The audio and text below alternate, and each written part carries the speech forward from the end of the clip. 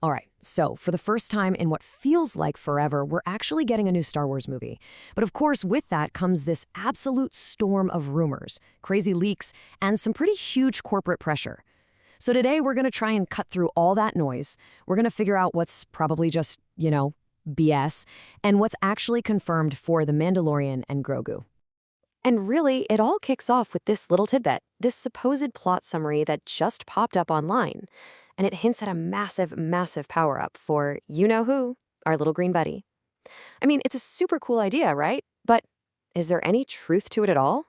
Okay, so let's really dive into this synopsis that's been making the rounds all over the fan forums. Apparently, a German Blu-ray site posted some kind of description, and it spread like wildfire. So the story that's being passed around goes something like this. You've got Mando and Grogu, and they're basically working as hunters for the good guys, for the New Republic. Their mission takes them to this new planet, Kar-Zun, and there, Grogu apparently finds some kind of ancient artifact that just cranks his force powers up to 11. Seriously, he gets so powerful he can't even control it, and all of a sudden, the old Imperial remnants see him not just as a problem, but as their potential new superweapon. It sounds pretty epic, doesn't it? So is any of this actually true? Well, here's the thing. What's really fascinating is how quickly the fan community itself started, poking holes in this whole story. Before we even get to any official statements, the fans, they found some pretty big red flags.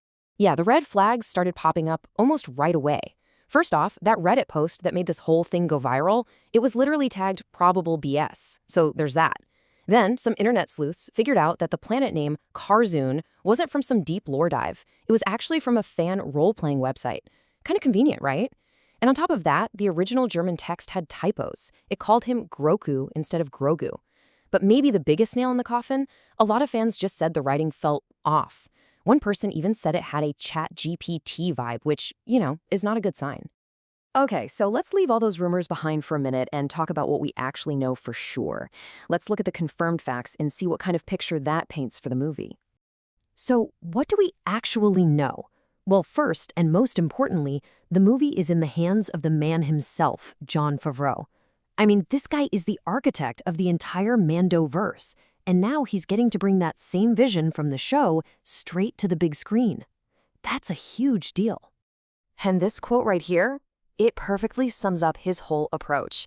He told Collider he wants this movie to be a celebration of every era of Star Wars visual effects.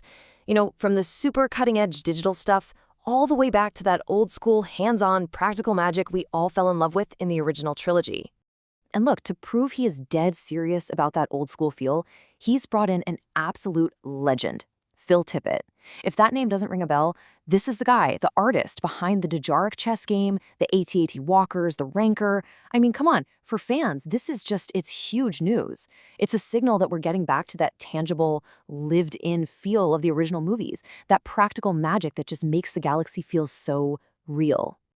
All right, let's switch gears and talk about the cast, because while we obviously know who the lead is, the supporting cast list has some genuinely shocking and honestly delightful additions. Okay, first, the obvious one. Of course, Pedro Pascal is back as the Mandalorian, as Din Djarin. You can't really do the movie without him, but this is where things start to get really interesting. Okay, get ready for this. The first huge surprise. Sigourney Weaver is joining the cast. I mean, seriously, Ripley in Star Wars? That is a clash of sci-fi titans. It's an absolutely massive get for the franchise. So cool. And if you thought that was unexpected, oh, it gets weirder. Jeremy Allen White, yes, the bear himself, is apparently playing Rhoda the Hutt. And if you're trying to remember, yeah, from the Clone Wars, that's Jabba's adorable little slug-like son. That is a truly wild but super intriguing casting choice. But nothing, and I mean nothing, can possibly top this one. The legendary film director Martin Scorsese is apparently making a cameo as an ardent fry cook. No, you heard that right.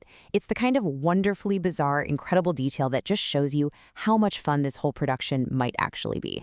Okay, so let's pull the camera back a bit, because the crucial thing to understand here is that this film isn't just a creative project. Nope, it is a massive, massive piece of a much larger corporate strategy for Disney. And to really get why this movie is so important, you just have to look at this chart. This is from Disney's own investor report. Their streaming business went from losing a staggering $1.5 billion to basically breaking even, and all in less than 2 years. That's a huge turnaround, and it leads directly into what they're doing next. So Disney's new playbook is pretty clear. They want to pump new life into their biggest movie franchises. They've figured out what they call a multiplier effect.